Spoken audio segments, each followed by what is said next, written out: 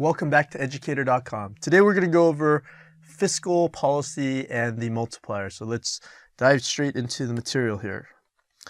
All right, in today's lesson overview, we're going to examine the nature of the multiplier, which shows how initial changes in spending lead to further changes. The idea that a dollar spent isn't going to total a dollar, but there's some kind of multiplier that takes place. We're going to examine the causes of that. We're going to introduce the aggregate consumption function, which shows how current disposable income affects spending. So, depending on your the marginal propensity to consume, that's going to affect how much you actually spend, and also depending on your income. We're going to review the determinants of investment spending and its impact on the economy. We're going to differentiate between the spending and tax multiplier. So what's better, lower tax rates or increased government spending? We're going to go ahead and examine that. And finally, we're going to examine how the multiplier effect is influenced by automatic stabilizers. So what automatic stabilizers make it such that, there's kind of balance in fiscal policy. So let's go ahead and jump into it. So we're going to look at the MPC and MPS, which stands for the marginal propensity to consume and the marginal propensity to save. All right, so when investment spending increases, there will be an increase in the income and the value of the aggregate output by the same amount. Okay, so when they're spending, it makes sense. It's someone else's income, and basically the whole idea is that it doesn't stop there. So when more money is spent into the economy, it adds to the output, but guess what? That output also is going to lead to income, and it's going to circulate right back. The question is to what extent, by how much is it going to go back into the economy? So an increase in the aggregate output leads to an increase in disposable income and to more consumer spending, which leads to increased output.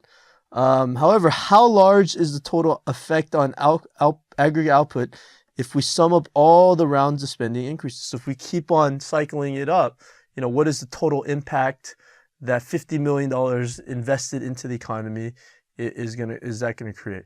And really, in order to answer that, you have to figure out what is this marginal propensity to consume. So what percentage of that income are individuals going to consume? Because if you get $100 and you save all of that, then there's not going to be any extra money floating in the economy. But if you spend all of it, then there's going to be other implications. So we're going to take a look at that. So the answer, it really depends on what economists call the marginal propensity to consume and the marginal propensity to save. So what your marginal propensity to consume and conversely the marginal propensity to save, that's really gonna determine how much money is multiplied into the economy. What is this multiplier effect here? So the MPC is a change in consumer spending or the change in disposable income over the change in disposable income. And the MPS is very simple. So the MPS equals 1 minus the MPC. So another way of looking at it is that MPC, or the marginal propensity to consume, plus the MPS, the marginal propensity to save, is always going to equal 1. So if you have $100 and you spend $70 of it and you save 30, then your marginal propensity to consume is 70%, and your marginal propensity to save is 30%. So that's kind of the model that we're going to work with here. So let's look at the marginal propensity to consume, because that's really what it is. The marginal propensity to save is just 1 minus the MPC, and so you can go either way on this, but we're going to look at what percentage of the money that people earn, what percentage are they going to actually spend of that.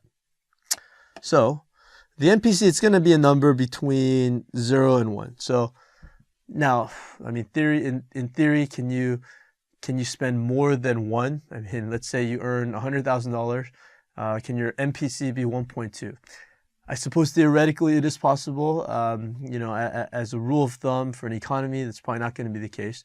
You make $100,000 and you're going to spend $120,000. It is possible, but it's generally not going to be the rule of thumb in an economy. You're going to spend within your means, between 0 to 1. Okay, so if consumers save all their money, the propensity to consume would be 0. So if they save all their money, the number would be 0, meaning that they're not spending any money. So the MPC, marginal propensity to consume, is 0%, hence 0. Now, if consumers spend all their money, the number would be 1, because you've spent all your money. You spent 100% of your money. So those are two extremes. So you spend 0% or you spend 100%. Okay, and again, the corresponding numbers would be 0 and 1. So save all money.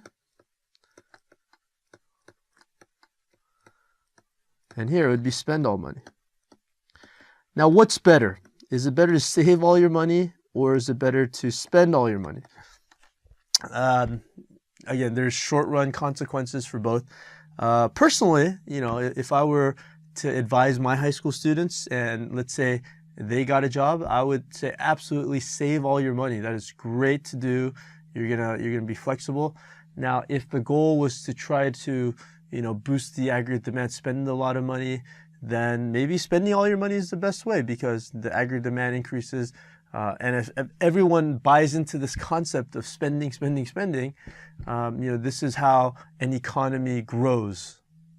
Okay, according to Keynes, that you boost aggregate demand. Now, some people will laugh at the argument, but if you want to pass this AP macro exam, then you better learn the rules of Keynes.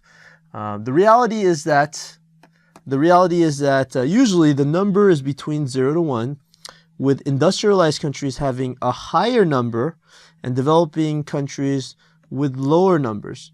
Now, this might seem a little bit counterintuitive, but the idea is that when you're dealing with small sums of money in less developed countries, there may be more pressure to save more of that. So they're gonna save more.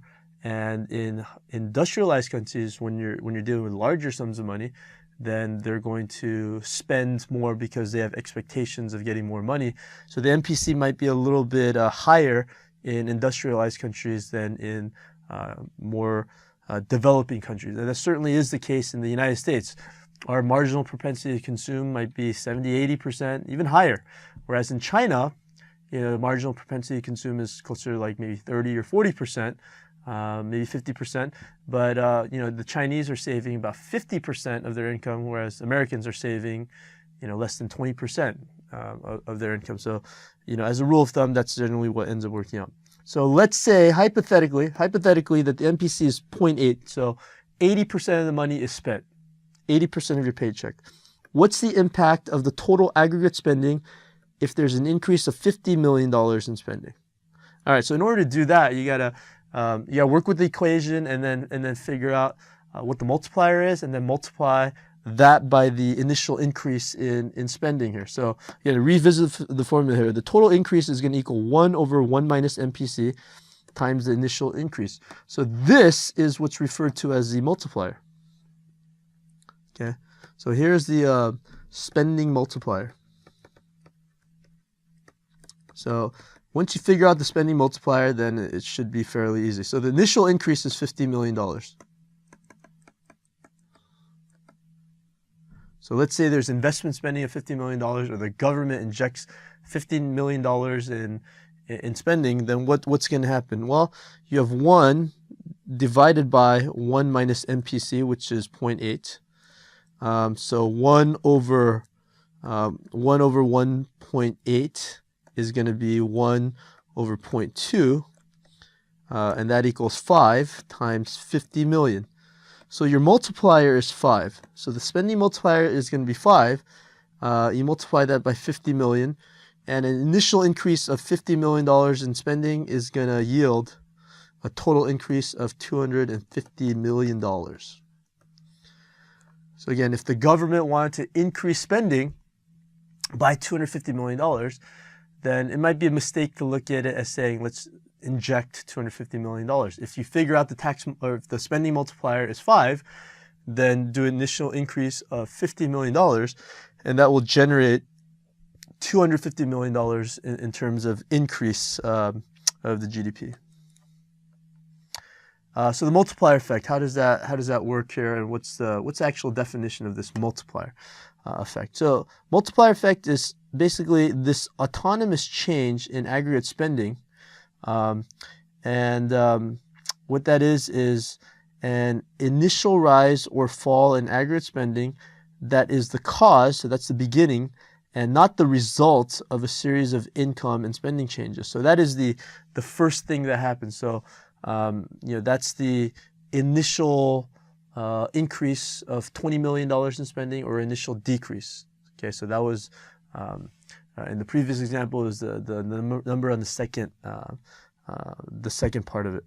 Now the multiplier is the ratio of the total change in real GDP caused by an autonomous change in aggregate spending to the size of that autonomous change. Simply put, it's 1 over 1 minus MPC. So it bears worth rewriting as an equation. So the multiplier,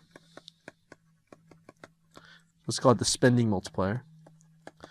Spending multiplier is the idea of 1 over 1 minus MPC.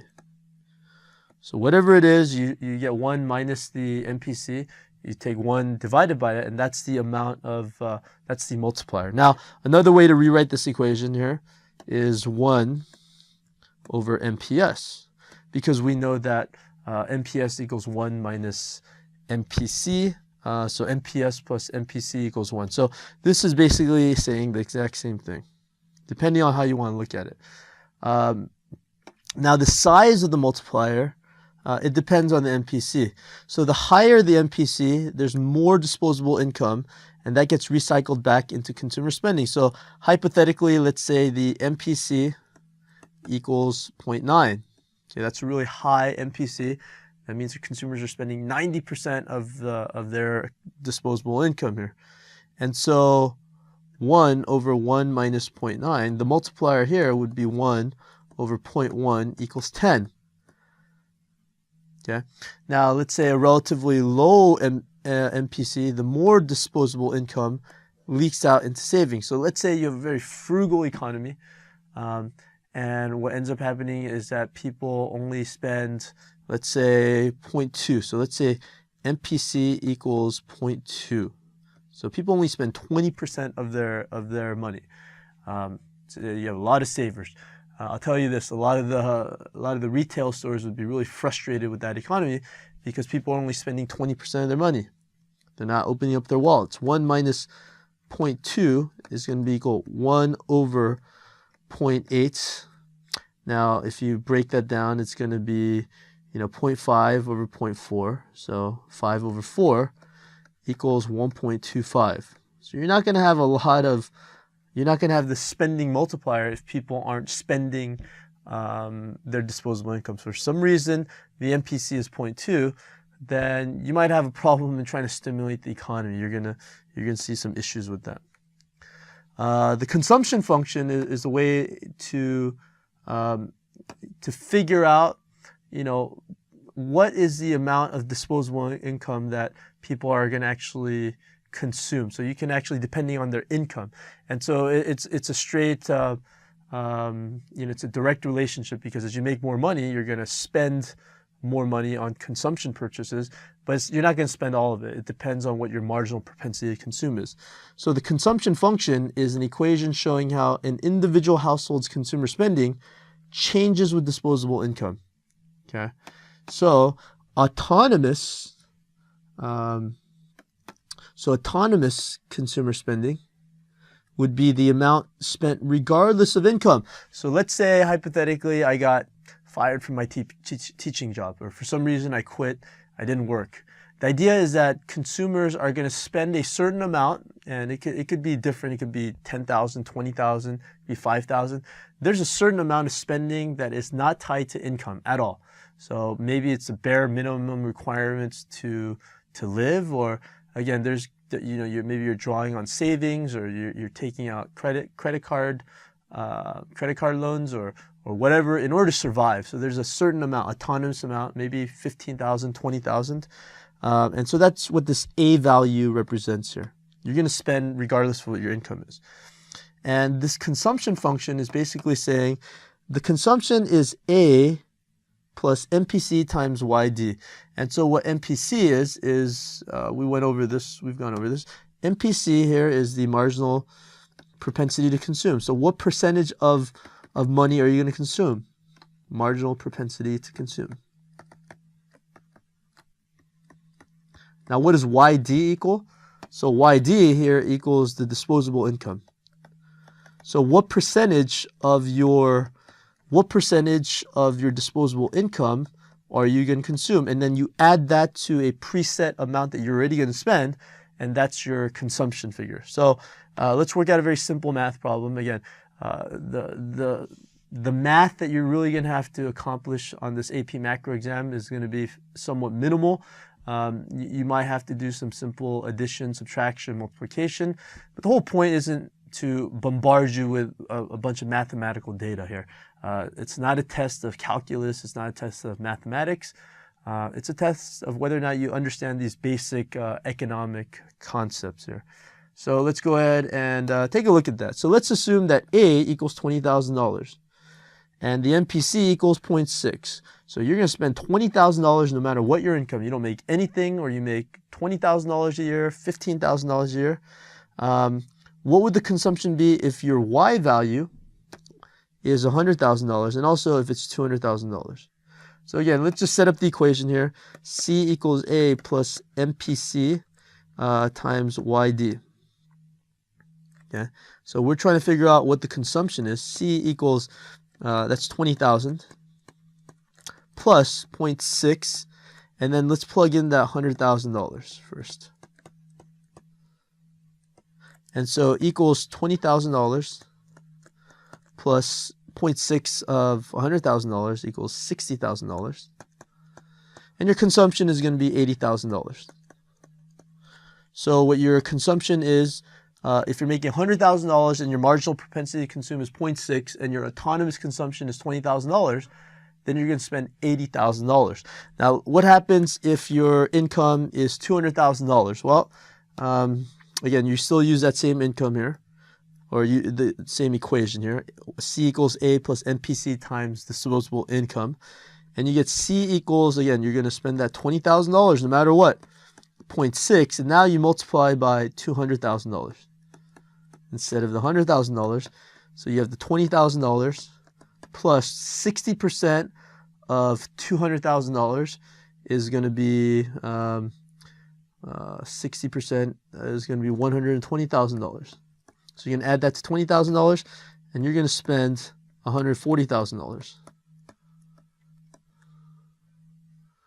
So you have $60,000 left over here. You only have $20,000 here. So percentage-wise of your income, the more money that you make, you're actually going to save more because you're not dealing with that that autonomous amount that you're going to spend. So here, again, obviously you have more income here, but you save $20,000 right here.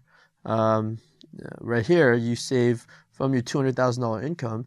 There's $60,000 that you've saved. So you've actually saved at a greater percentage of your income. So let's take a look. How's it going to look on a graph? CF1 equals $20,000 plus 0.6 YD. So let's label this as YD, or this is your disposable income. And here's the consumption function here, or this is your consumption here.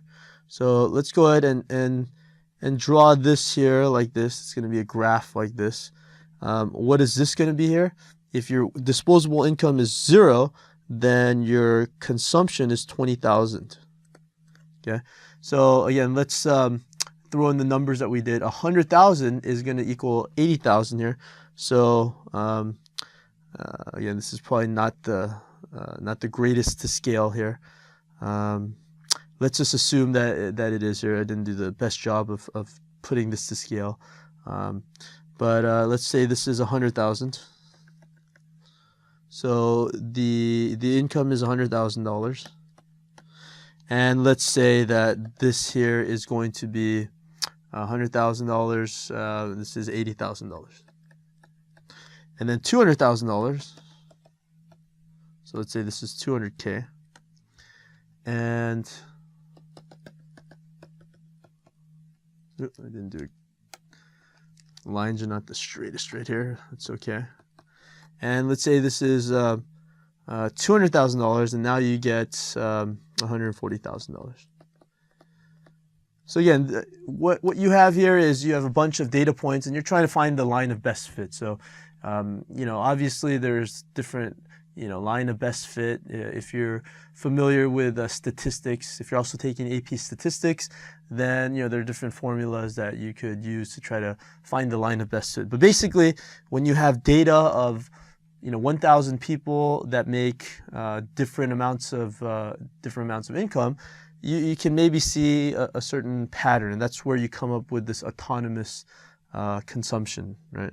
And so what you'd probably have is something like this to give you the correlation between income and disposable income and consumption. Now, you might have this one outlier here or one outlier here, but most of your data points are going to be kind of following this trend here.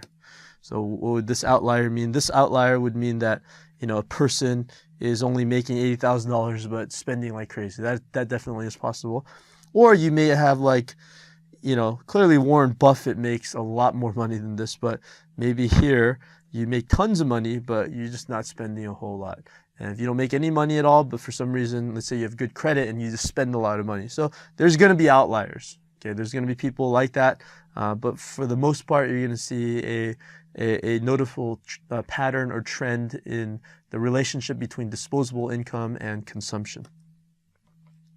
So how does this aggregate consumption function, how's it going to shift here? And so you can see here two ways that you're going to see the aggregate consumption function shift. It's changes in expected future disposable income. So let's say you're at a job and you expect to get a promotion. You didn't get the promotion, but changes in expected future disposable income is going to increase your consumption function. So the idea is that let's say you elevate to a higher level of wealth or a higher level of yearly income, then you're probably gonna think richer than you actually are. And so that's going to change the entire consumption function, or a change in aggregate wealth. So here it has to do with income. The second point is the idea of you're actually richer. Maybe there's a boom in the stock market, or the value of home prices went up here. Okay, so if you land a higher paying job, you will tend to consume more money now, even though your current income stays the same. So you landed the high paying job, but the promotion doesn't take into effect until maybe 5-6 months from now. You still might buy that refrigerator that you're holding off on, because psychologically now you might be better off. Conversely, if you're worried about a job layoff, you'll probably decrease your current expense. So let's say instead of getting a promotion, there's a round of layoffs that's announced. You're fearful that you might get downsized. Then chances are you're not going to buy that refrigerator. You're probably going to withhold making a lot of purchases. You might not go on that vacation to Greece that your family was planning on going to. Another way that the consumption function can either shift up or down is changes in aggregate wealth. So a booming stock market will tend to increase an individual's wealth, and therefore his consumption. So if you're literally more wealthy, you have more assets, then the consumption function is going to increase.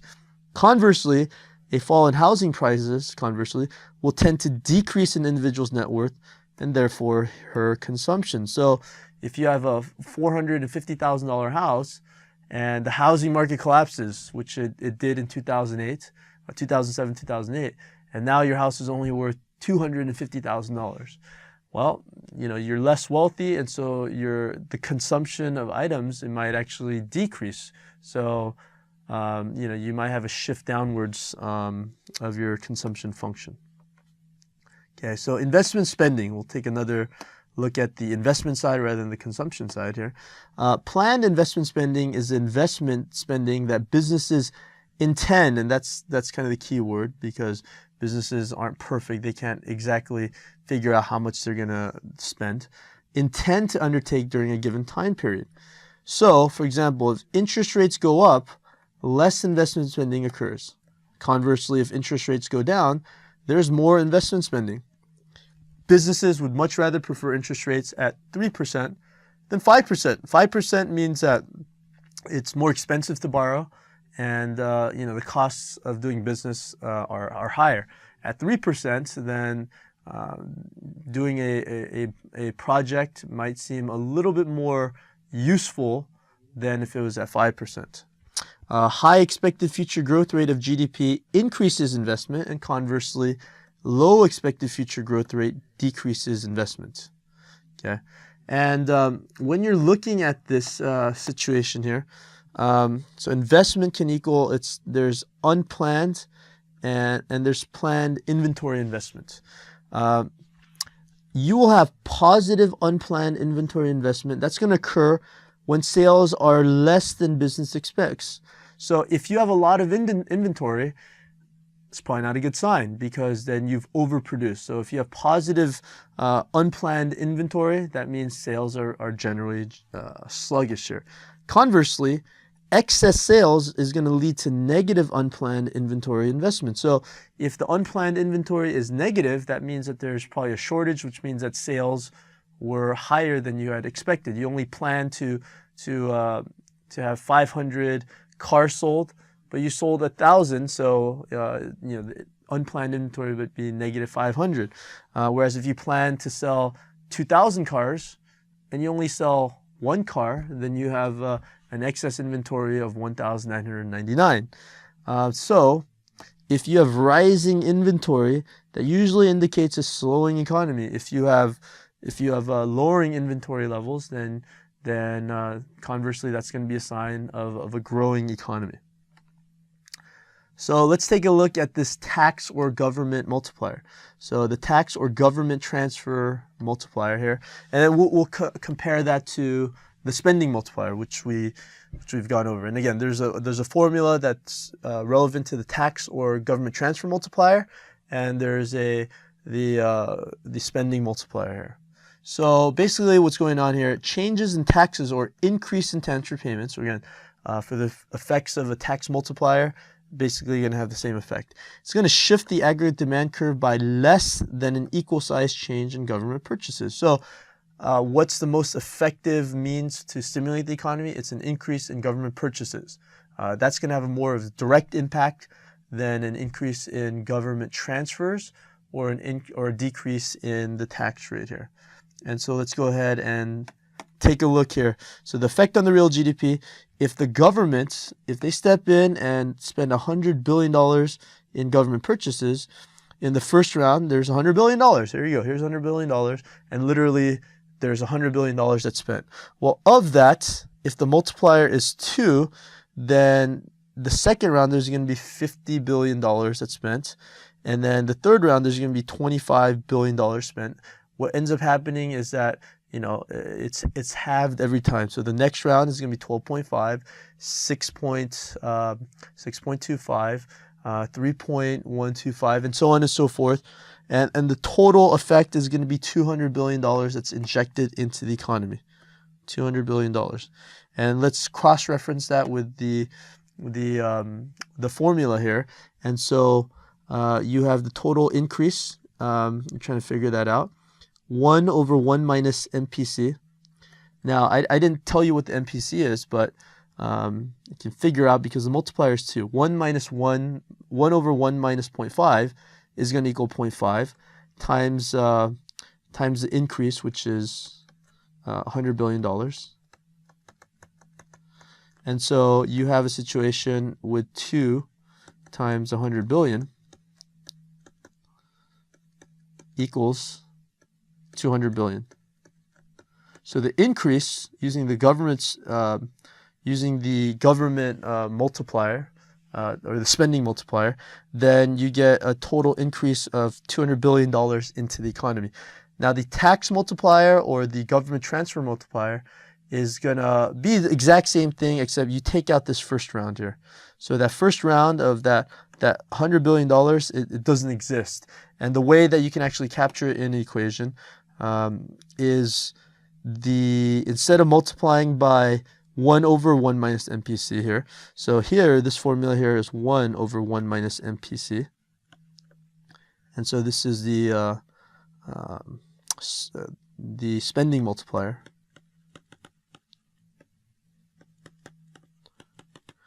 here, the correct multiplier to use is MPC over 1 minus MPC. And so let's call this the tax multiplier.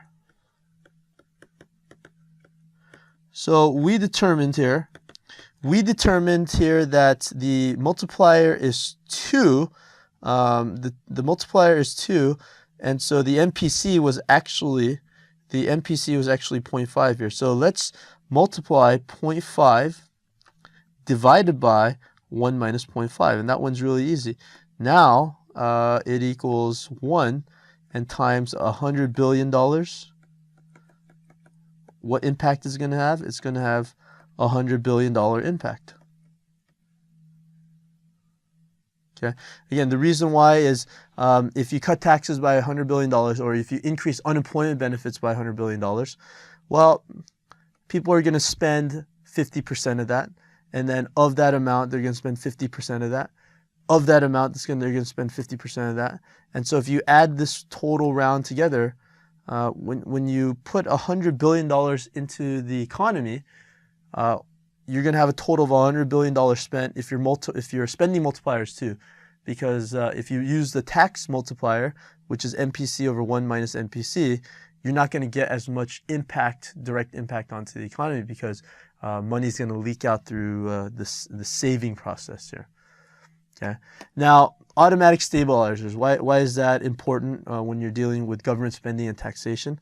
Well, government spending and taxation rules that cause fiscal policy to be automatically expansionary when the economy contracts and automatically contractionary when the economy expands. So let me explain that. So there's nothing that is set into law, set into place. These are just natural rules, natural byproducts of what happens in a recessionary or inflationary times. So as the economy expands, the multiplier reduces, it's going to reduce because the increase in income is siphoned off through increases in taxes. So this multiplier, people aren't going to spend as much money because as income increases, what's going to happen is that with a progressively higher tax rate, there's going to be more taxes that are taken out. And so the multiplier is going to actually be reduced. So the spending multiplier is going to be the amount of money that's circulating in the economy is actually going to be reduced because of the increase in the tax rate. Now, conversely, as the economy contracts, the multiplier increases because the government is collecting less in taxes, which is a de facto expansionary policy in the face of recession. So what's going to end up happening is that you have a recession, so people aren't doing well. So there's going to be an increase in government transfers, right? So what's going to end up happening is that people get more unemployment benefits. That's a huge boost to the economy. So in bad times, a lot of expansionary fiscal policy measures will kick in. That's going to boost the economy when we're in a recession.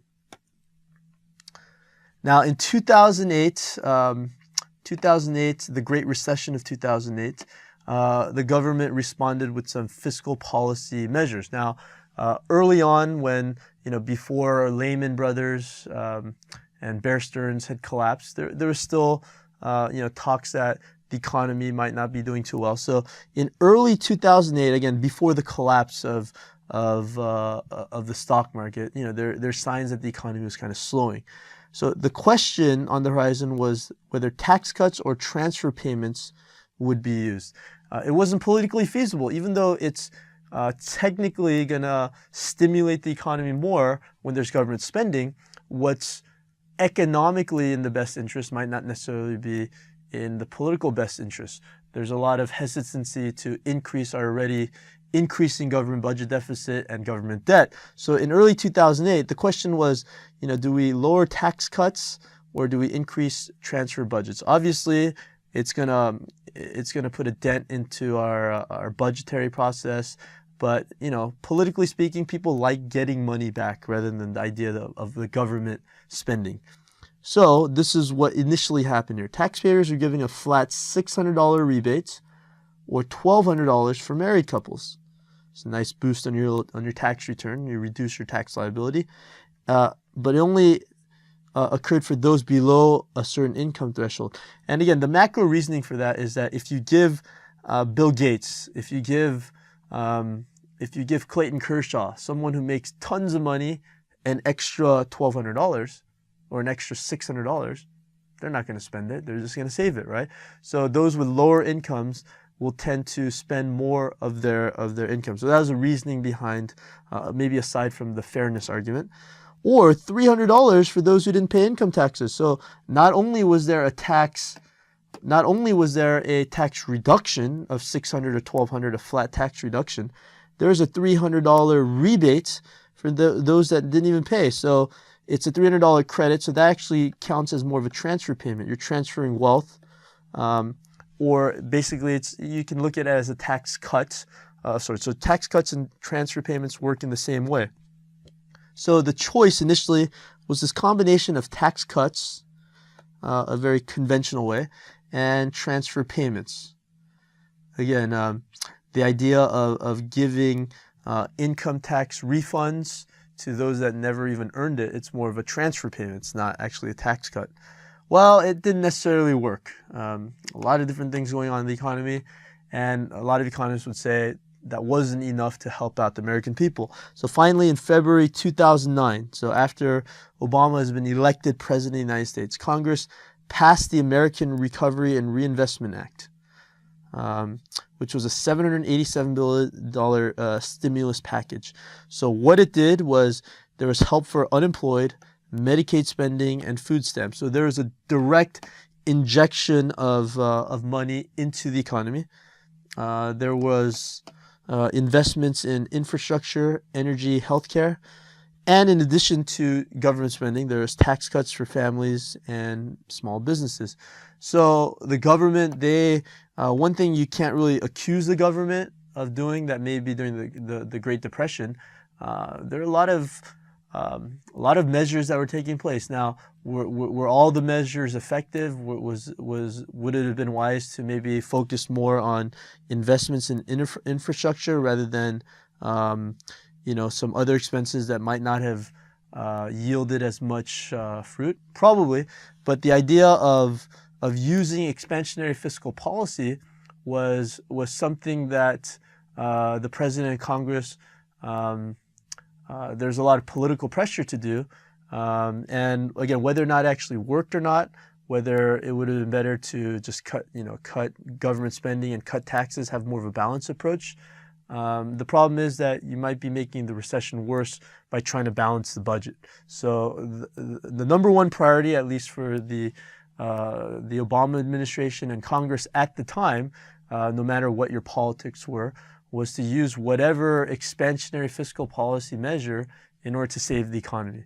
Again, it may take years to sort out what worked and what didn't, but you could see the reasoning behind why you would cut taxes, but also spend on infrastructure, unemployed, food stamps, unemployment, because of this idea of stimulating the economy and the multiplier effect. So let's take example number one here. If the consumption function is C equals 15,000 plus 0.8 YD, draw a correctly labeled graph showing this consumption function. What would happen if expected future income decreased here? So let's take a look here at this y-axis, this consumption here, the y-axis, and the x-axis would be YD here. Now, 15,000 represents the autonomous consumption here. So no matter what, there's going to be $15,000 spent here. So let's go ahead and go in increments. Let's label this graph here. So this is 5K, 10K, 15K. That's what we got right here.